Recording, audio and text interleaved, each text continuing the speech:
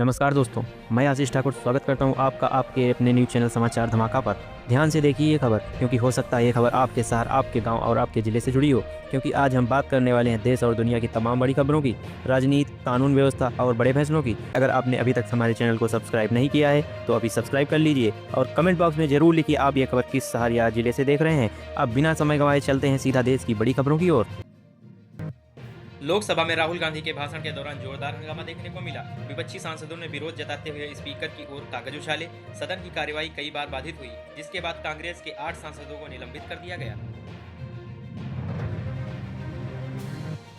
हंगामे के बाद राहुल गांधी और प्रियंका गांधी ने निलंबित सांसदों के साथ संसद परिसर में धरना दिया। विपक्ष ने सरकार पर लोकतंत्र को दबाने का आरोप लगाया और कहा कि संसद में विपक्ष की आवाज को जानबूझकर रोका जा रहा है।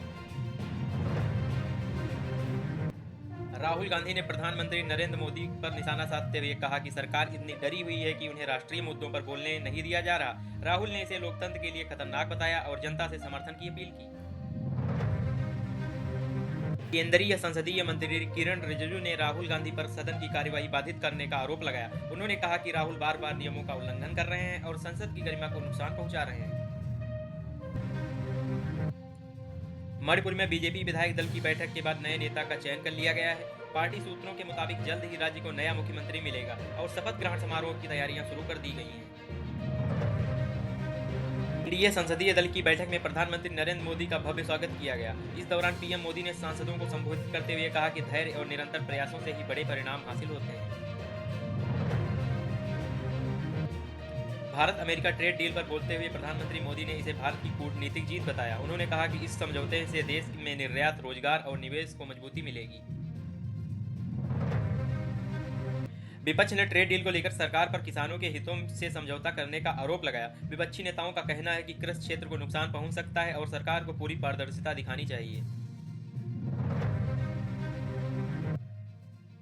सरकार ने विपक्ष के आरोपों को खारिज करते हुए साफ किया कि कृषि और डेयरी सेक्टर से किसी भी तरह का समझौता नहीं किया गया है। केंद्रीय मंत्री पीयूष गोयल ने कहा कि यह डील सभी क्षेत्रों के लिए फायदेमंद है।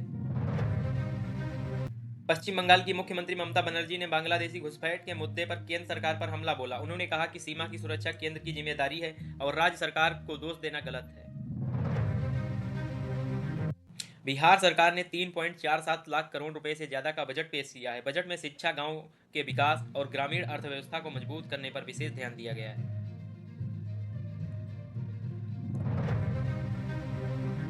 महाराष्ट्र सरकार ने डिप्टी सीएम को पुणे और भीड़ का पालक मंत्री नियुक्त किया है। सरकार का कहना है कि इनसे इन जिलों में विकास कार्यों को नई गति मिलेगी।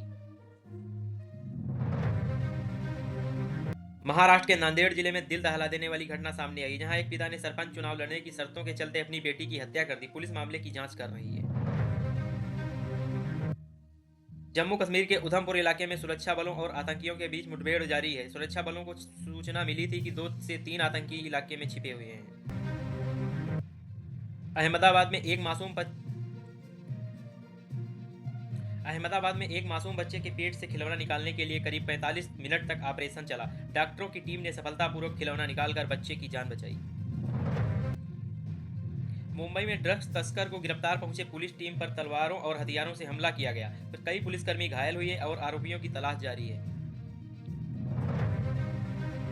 उत्तराखंड के पौड़ी जिले में बालू के हमले से एक युवक गंभीर रूप से घायल हो गया। युवक के सिर पर और गले पर गहरी चोटें आई हैं, जिसका अस्पताल में इलाज चल रहा है। बिहार के मधुपुरा इंजीनियरिंग कॉलेज हॉस्टल में एक छात्रा की संदिग्ध मौत हो गई। परिजनों ने हत्या की आशंका जताई है और पुलिस मामले की जांच कर रही है। अमृतसर के पतंगबाजी के विवाद ने हिंसक रूप ले लिया। 2 पक्षों के बीच जमकर पथराव हुआ, जिसमें कई लोग घायल हुए और इलाकों में भारी पुलिस बल तैनात करना पड़ा।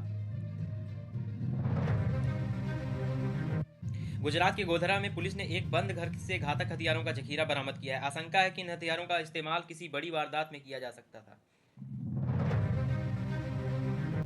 हिमाचल प्रदेश के मनाली और सोलंग वैली में भारी बर्फबारी हुई है। पहाड़ों पर 3 से 4 फीट तक बर्फ जम गई है, जिससे पर्यटकों में खुशी और प्रशासन की चिंता दोनों बढ़ गई हैं। श्रीनगर में लगातार हो रही बर्फबारी से चारों तरफ बर्फ की मोटी चादर बिछ गई है। तापमान गिरने से जनजीवन प्रभावित हुआ है। हालांकि पर्यटक इस नज़ारे का आनंद ले रहे हैं। भारत अमेरिका ट्रेड डील के ऐलान के बाद शेयर बाजार में जबरदस्त उछाल देखने को मिला। निवेशकों का भरोसा बढ़ा है, कई सेक्टरों में तेजी दर्ज की गई है। डॉलर के मुकाबले रुपया 12 साल में सबसे मजबूत स्तर पर पहुंच गया है। विशेषज्ञों का कहना है कि विदेशी निवेश और ट्रेड डील की वजह से रुपये को मजबूती मिली है। अंडर 19 वर्ल्ड कप के सेमीफाइनल मुकाबले चल रहे हैं, जहां युवा खिलाड़ी शानदार प्रदर्शन कर रहे हैं। क्रिकेट प्रेमियों की नजरें खास तौर पर भारत के अगले मुकाबले पर टिकी हैं। महिला प्रीमियर लीग के एलिमिनेटर मुकाबले में आज गुजरात जायंट्स और दिल्ली कैपिटल्स आमने सामने होंगी। दोनों टीमें फाइनल्स में जगह बनाने के लिए पूरा जोर लगाएंगी। आईसीसी रैंकिंग में दीप्ति शर्मा दुनिया की नंबर 1 टी20 गेंदबाज बन गई हैं। उनकी इस उपलब्धि से पूरे देश में खुशी की लहर है। लखनऊ में आयोजित यूपी फार्मा कॉन्वेल में मुख्यमंत्री योगी आदित्यनाथ ने एनकाउंटर पर उठे सवालों का जवाब देते हुए कहा कि पुलिस पर हमला हो तो कोई कार्रवाई जरूरी है। उत्तर प्रदेश में 69,000 शिक्षक भर्ती का मामला एक बार फिर गर्मा गया है। अभ्यर्थियों ने सड़क पर उतरकर प्रदर्शन किया और सरकार से जल्द समाधान की मांग की। महाराजगंज जिले में हर घर जल योजना में बड़ा घोटाला सामने आया है। पोर्टल पर काम पूरा हो दिखाया गया, लेकिन हकीकत में लोगों के घरों तक पानी नहीं पहुंचा। लखनऊ में आवारा सांड ने सड़क पर चल रही महिला को दौड़ाकर बुरी तरह रौंद दिया। महिला गंभीर रूप से घायल है और अस्पताल में इलाज चल रहा है। लखनऊ के चारबाग रेलवे स्टेशन पर रेल ट्रैक पर बैटरी कार पलट गई। गनीमत यह रही कि उस वक्त कोई ट्रेन नहीं आ रही थी, जिससे बड़ा हादसा टल गया। यूपी के फतेहपुर में एक रसीद जाते की तेज रफ्तार गाड़ी से भगदड़ मच गई। कई वाहन क्षतिग्रस्त हुए और कुछ लोग घायल भी हुए। नोएडा के सेक्टर 94 में पोस्टमार्टम हाउस में पैसे न देने पर 100 को बिना ढके परिजनों को सौंप दिया गया। घटना के बाद प्रशासनिक लापरवाही पर सवाल उठे। मुजफ्फरनगर में ज्वेलरी शॉप मालिक के हाथों से लाखों रुपए की सोने की अंगूठियां छीनकर बदमाश फरार हो गए। पुलिस सीसीटीवी के आधार पर जांच कर रही है।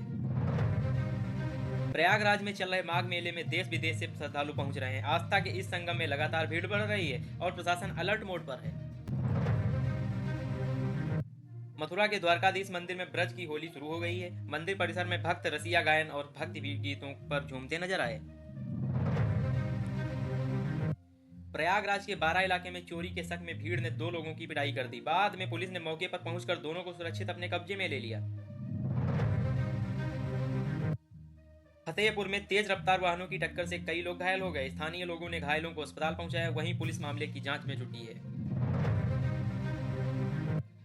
मुजफ्फरनगर में मोबाइल स्नैचिंग की वारदात सामने आई। बदमाशों ने बीच सड़क युवती से मोबाइल छीना और फरार हो गए।